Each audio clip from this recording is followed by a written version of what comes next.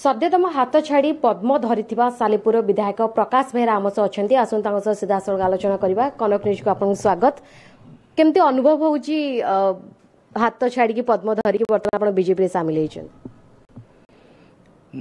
राजनीति रे सबु बेले मोर मत होउची निजर स्वाभिमान रहिबा दरकार, लोकंक काम पई काम करबा पई प्रोत्साहन मिलवा दरकार एवं सर्वोपरि निर्वाचन मंडल उन्नति पई काम करबा दरकार। तीनोटी फंडा ऊपर आम राजनीति की जो मैंने आसुँच मोर मत से तेणु गोटे मत जो तीनोटी जाक सेफ मत मिलूँ, तीनोटी जाक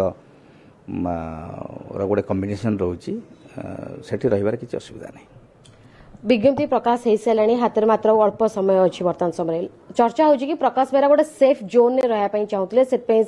प्रथम ट्राए करते बीजेडी मिसिया किंतु बीजेडी द्वारा बंद होगा बीजेपी बाछिल वर्तमान समय आप बीजेपी अच्छा कहली आम निश्चित भाव में चाहबू निर्वाचन मंडल उन्नति चाहबू एवं प्रकृत में देखा पड़ो जे कौ माने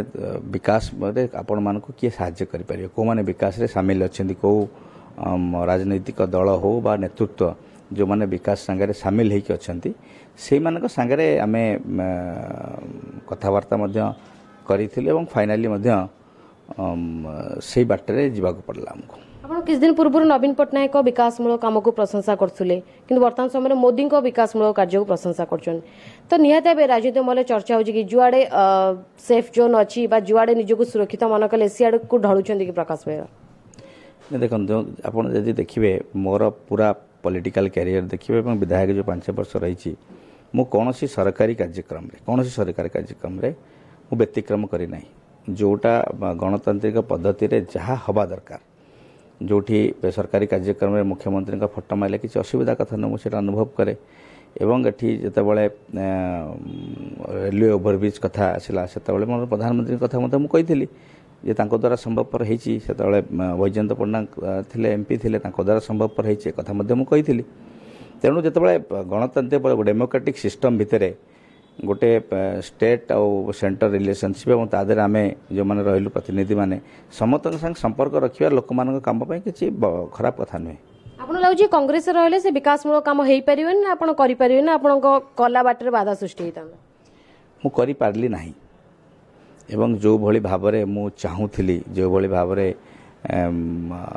संगठन हेई परिबो जो भली भाबरे विकासमूलक कार्यक्रम हाथ को निया जाई परिबो एवं को भली भाबरे नेले लोक माने बा युवक माने अधिक आकृष्ट हेबे दल प्रति से भली कथा को मोर गुरुत्व दिया गला नहीं। खाली मोर नुहे बहुत लोकंकर जो माने चाहूथिले सिंसियरली दल को उठिया पई से भली हेई पारला नहीं। आपण मध्ये सेतबेले चाहूतले जेते लबी होतला कि पीसीसी प्रेसिडेंट निरंजन पट्टनायक हो आपण मध्ये सेतबेले चाहूतले किंतु निरंजन पट्टनायक पीसीसी सभापति हला परे पुनी कोन असुविधा हला आपण को कथा काई रहलानी आपण काई गुरुत्व दिया गला? देखो ये गोटे इंटरनल कथा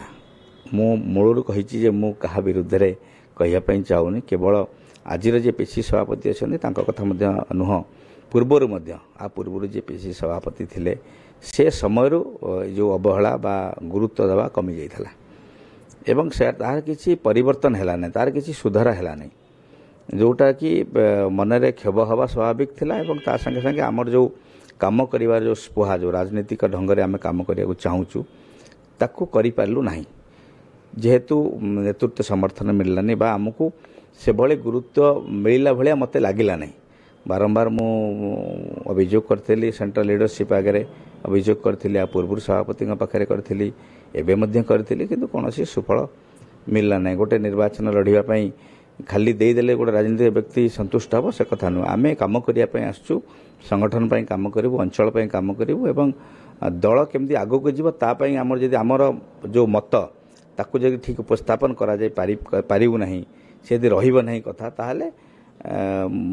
गुरुत्व जोटी मिलिबो नै से जगह रहिबा ठीक बोली मु भाबिली नहीं। कांग्रेस स्थिति को वर्तमान समय आपण केमती देखछन? त्रिमुखी लड़ाई हबो बीजेडी बीजेपी कांग्रेस ना दुमुखी लड़ाई केवल बीजेपी और बीजेडी हो?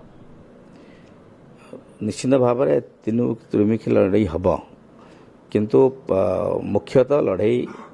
बीजेपी एवं बीजेडी मध्य हबो। सालेपुर 2014 कथा यदि कहबा आपण तो कांग्रेस टिकेट लड़ीते जीते कि मार्जिन बहुत कम थिला प्रशांत बेहरा वर्तमान समय निज स्थिति को केमती परखुचंती? देखो ये किए प्रार्थी होता से कथा नुहे 2014 मसीह नवीन पट्टनायक गोटे हवा थिला एवं सेठी ଯେକୌଣସି ସାଧାରଣ ବ୍ୟକ୍ତି ମଧ୍ୟ ସେତିକି ଭୋଟ ନେଉଥିଲା ତା ଦେହରେ ପ୍ରାର୍ଥୀଙ୍କର କିଛି ବିଶେଷତ୍ୱ ନାହିଁ ନଥିଲା ମଧ୍ୟ ଏବଂ ଆଜି ମଧ୍ୟ ସେଇ ରହିଛି ଯାହା ଭୋଟ ହେବ ନବୀନ ପଟ୍ଟନାୟକ ନାଁରେ ହେବ ତ ନବୀନ ପଟ୍ଟନାୟକ ଯଦି 2014 ମସିହାରେ ଅଧିକା ଭଲ କାମ କରିଥିବେ ତାହେଲେ ଅଧିକା ଭୋଟ ହେବ ଯଦି କାମ କରିନଥିବେ ତାହେଲେ କମ୍ ଭୋଟ ହେବ ଏବଂ ଏଠି କମ୍ପାରିଜନ୍ ବିଟୱିନ୍ ଯଦି ଆମେ ଦେଶରେ ଦେଖିବା ରାଜ୍ୟରେ ଦେଖିବା ତାହେଲେ କମ୍ପେୟାର ଲୋକ ନିଶ୍ଚିତ ଭାବରେ କରିବେ ମୋଦିଙ୍କ ଭର୍ସେସ୍ ନବୀନ ବାବୁଙ୍କ ଭିତରେ କରିବେ ଏବଂ ସାଲେପୁର ନିର୍ବାଚନ ମଣ୍ଡଳୀରେ ଆମେ ପୁରା 5 ବର୍ଷରେ ସିନ୍ସିୟରଲି ଆମେ କାମ କରିଛୁ ବିକାଶମୂଳକ କାର୍ଯ୍ୟକ୍ରମ କରିଛୁ ପାଖାପାଖି 1000 କୋଟି ଟଙ୍କାରୁ ଉର୍ଦ୍ଧ୍ୱ କାମ ଆମେ କରିବାର ସକ୍ଷମ ହେଇଛୁ ସବୁ ସ୍ତରରେ କୃଷି ହେଉ ଶିକ୍ଷା ବ୍ୟବସ୍ଥାରେ ହେଉ ଗମନାଗମନରେ ହେଉ ସବୁ କ୍ଷେତ୍ରରେ ଆମେ ଗୋଟେ ଯାହା ଡିମାଣ୍ଡ ଥିଲା ଲୋକଙ୍କର ଯାହା ଆବଶ୍ୟକତା ଥିଲା ତାକୁ ପୂରଣ କରିବାରେ ପ୍ରାୟ 7% ଆମେ ସକ୍ଷମ ହେଇଛୁ ବର୍ତ୍ତମାନ ସମୟ ସ୍ଥିତି ଆଉ ନିଜ ସୁବିଧା ଦେଖିକି ଯେଭଳି ଭାବେ ଦଳମାନେ ନେତାଙ୍କୁ ଆମଦାନୀ କରୁଛନ୍ତି ଚର୍ଚ୍ଚା କି ଆପଣ ମଧ୍ୟ ସେ ଆମଦାନୀ ଭଳି ବିଜେପି କୁ ଚାଲିଗଲେ ଲୋକ ତାକୁ ଗ୍ରହଣ କରିବେ ସାଲେପୁରବାସୀ ନିର୍ବାଚନ ମଣ୍ଡଳ ଲୋକ ଆପଣଙ୍କୁ ଗ୍ରହଣ କରିବେ କାରଣ ଆପଣ କଂଗ୍ରେସରେ ଥିଲେ କଂଗ୍ରେସର କର୍ମୀମାନେ ଥିଲେ ଲୋକ ତାକୁ ସହଜରେ ଗ୍ରହଣ କରିବେ ଯୋଉଠି ଚର୍ଚ୍ଚା ବି ହୋଇଥିବ ବିଜେପିର ସ୍ଥିତି ମଧ୍ୟ ଏତେ ଭଲ ନାହିଁ ବର୍ତ୍ତମାନ ସମୟରେ ସେଠି କେମିତି ନିଜ ଭୋଟ ବ୍ୟାଙ୍କକୁ ବଢେଇବେ ଯଦି ଖାଲି ନିର୍ବାଚନ ମଣ୍ଡଳୀ କଥା କହିବା ଟାଙ୍ଗୀ ସାଲେପୁର କଥା କହିବା ଏଠି ଲୋକଙ୍କର ହୃଦୟ ଭିତରେ ମୁଁ ଅଛି ଲୋକ ମୋତେ ଭଲ ପାଆନ୍ତି ଏବଂ ମୁଁ ମଧ୍ୟ ମୋର ସମ୍ପୂର୍ଣ୍ଣ ମନ ପ୍ରାଣ ଦେଇ ଲୋକଙ୍କୁ ଭଲ ପାଏ ଏବଂ ସେବା ମଧ୍ୟ କରେ ତେଣୁ ଏଠି କିଛି ଫରକ ପଡ଼ିବ ନାହିଁ ଏଠି କୌଣସି ସ୍ୱାର୍ଥ ରଖିକି ମୁଁ ଯାଇନାହିଁ ଏକଥା ସାଧାରଣ ଲୋକ ଜାଣିଛନ୍ତି ମୋ ନିର୍ବାଚନ ମଣ୍ଡଳୀ ଲୋକ ଜାଣିଛନ୍ତି କାରଣ ମୋତେ ସେମାନେ 20 ବର୍ଷ ହେଲା ମୋତେ ଦେଖିଛନ୍ତି ପରଖିଛନ୍ତି ମାଜିକି ଦେଖିଛନ୍ତି କଷଟି ପଥରରେ ତେଣୁ ଏଠି ଲୋକଙ୍କୁ ଯିଏ ଯେଉଁ ଦଳ ବା ଯେଉଁ ବ୍ୟକ୍ତିବିଶେଷ ମୋ ବିରୁଦ୍ଧରେ କହିବ ତାକୁ ଲୋକମାନେ ଗ୍ରହଣ କରିବେ ନାହିଁ ପ୍ରକାଶ ବେହେରାଙ୍କ ଭୋଟ ଅଛି ନିଶ୍ଚିତ ଭାବରେ ବିଜେପିର ସ୍ଥିତିକୁ ଦେଖି କେମିତି ଅନୁମାନ କରୁଛନ୍ତି କି ଆପଣ ସେଠି ନେକ୍ସଟ ଟର୍ମରେ ମଧ୍ୟ ଜିତି ପାରିବେ ଲାଗୁଛି ଆପଣଙ୍କୁ ଜିତିବା ଏତେ ସହଜ ହେବ 2019 ରେ ବହୁତ ସହଜ ହେବ ଏବଂ ମୁଁ ଗୋଟେ ଭଲ ମାର୍ଜିନରେ ଜିତିବି ଆପଣମାନେ ନିଶ୍ଚିତ ଭାବରେ ଦେଖିବେ ଚର୍ଚ୍ଚା ମଧ୍ୟ ବର୍ତ୍ତମାନ ସମୟରେ ହେଉଛି କି କଂଗ୍ରେସରୁ ମାନସ ଚୌଧୁରୀ ସାଲେପୁରରେ ପ୍ରାର୍ଥୀ ହେଇପାରନ୍ତି କେମିତି ଟକ୍କର ରହିବ କଂଗ୍ରେସ ଆଉ ବିଜେପି ଆପଣଙ୍କ ଭିତରେ ଶୁଣନ୍ତୁ କଂଗ୍ରେସ ଗୋଟେ ଜାତୀୟ ଦଳ ଏବଂ ତାଙ୍କର ପ୍ରାର୍ଥୀ ସେ ଦେବେ ତା ଦେହରେ କିଛି ମନା ନାହିଁ ଏଠି କିଏ ପ୍ରାର୍ଥୀ ହେବେ ସେଠି ଫରକ ପଡ଼ୁନାହିଁ ଏଠି ସାଲେପୁର ନିର୍ବାଚନ ମଣ୍ଡଳୀରେ ଯିଏ ବି ଲଢ଼ିବ ପ୍ରକାଶ ବେହେରାଙ୍କର ଭର୍ସେସ୍ ଯେଉଁ ଦଳ ଲଢ଼ିବ ଏବଂ ଏଠି ପ୍ରକାଶ ବେହେରାଙ୍କ ସାଙ୍ଗରେ ବିଜେପିର କର୍ମକର୍ତ୍ତାମାନେ ଜାତୀୟ ନେତୃତ୍ୱଙ୍କର ଆଶୀର୍ବାଦ ରହିଛି ମୋଦିଙ୍କର ଆଶୀର୍ବାଦ ରହିଛି ଏବଂ ଏଠି ବିକାଶମୂଳକ କାର୍ଯ୍ୟକ୍ରମ ଯାହା ହେଇଛି ତାକୁ ନେଇକି ଆଧାର କରିକି ନିର୍ବାଚନ ଲଢ଼ା ହେବ ଏବଂ ଏଥିରେ ଲୋକମାନେ ଠିକ୍ ଜବାବ ଦେବେ ଠିକ୍ ସମୟରେ ଏବଂ ଯେଉଁଭଳି ଭାବରେ ବିଭିନ୍ନ ରାଜନୈତିକ ଦଳ ହୁଅନ୍ତୁ ବ୍ୟକ୍ତିବିଶେଷ ମାନେ ଯେଉଁମାନେ ମୋତେ ଅସୁବିଧାରେ ପକାଇବା ପାଇଁ ଚେଷ୍ଟା କରିଛନ୍ତି ତାକୁ ମଧ୍ୟ ଜବାବ ଦେବେ ଆଉ ଗୋଟେ କଥା ମଧ୍ୟ ଚର୍ଚ୍ଚା ହେଉଛି କି ବିଜେପିରୁ ବଡ଼ ଅଫର ମିଳିଲା ସେଥିପାଇଁ ଆପଣ ବିଜେପିରେ ଯୋଗ ଦେଲେ ଦେଖନ୍ତୁ ଆଜିକି ନିର୍ବାଚନ ଆଚରଣ ବିଧି ଲାଗୁ ସରିଛି କିଏ ସରକାରରେ ଅଛନ୍ତି ନାହାନ୍ତି ଜଣା ନାହିଁ ତେଣୁ ଆଉ ଅଫରର ପ୍ରଶ୍ନ କେଉଁଠୁ ଆସିବ ଏଠି ମୁଁ ଯାହା କହିଲି ନିର୍ବାଚନ ମଣ୍ଡଳୀର ଉନ୍ନତି ପାଇଁ ଯିଏ ମୋତେ ସମର୍ଥନ ଦେବେ ମୁଁ ତାଙ୍କ ସାଙ୍ଗରେ ରହିବି ମୂଳରୁ କହିକି ଆସିଛି 2 ବର୍ଷ ଧରି କୌଣସି ପତାକା ମୁଁ ଧରି ନାହିଁ ଏବଂ ଆଜି ଗୋଟେ ନିଷ୍ପତ୍ତି ନେଇଛି ସମସ୍ତଙ୍କ ସାଙ୍ଗରେ ଆଲୋଚନା କରି ନିଷ୍ପତ୍ତି ନେଇଛି ନିର୍ବାଚନ ମଣ୍ଡଳୀର ଉନ୍ନତି ପାଇଁକି କାମ କରିବା ପାଇଁ ନିଷ୍ପତ୍ତି ନେଇଛି ତା ଦେହରେ କୌଣସି ପ୍ରଲୋଭନର ଚାନ୍ସେସ୍ ନାହିଁ ବିଜେପିରେ ମିଶିଲା ପରେ ବିଜେପି ପତାକା ପଦ୍ମ ଧରିକି ଆପଣ ଲୋକଙ୍କ ପାଖକୁ ଯିବେ ନା ପ୍ରକାଶ ବେହେରାଙ୍କ ଫେସ୍ ଭ୍ୟାଲୁକୁ ନେଇକି ଲୋକଙ୍କ ପାଖକୁ ଦେଖନ୍ତୁ ମୁଁ ଜାତୀୟ ଦଳରେ ଯୋଗଦାନ କରିଛି ଏବଂ ଦଳ ପ୍ରାର୍ଥୀ କରିବ ଏବଂ ଦଳର ଚିହ୍ନ ଧରିକି ମୁଁ ଯିବି ଦଳର ଚିହ୍ନ ଦଳର ଆଶୀର୍ବାଦ ଏବଂ ତା ସାଙ୍ଗରେ ମୋର ନିଜର କାର୍ଯ୍ୟକ୍ରମ ନିଜର ଇନଭଲଭମେଣ୍ଟ ନିର୍ବାଚନ ମଣ୍ଡଳୀ ସାଙ୍ଗରେ ତାକୁ ନେଇକି ମୁଁ ନିର୍ବାଚନକୁ ଯିବି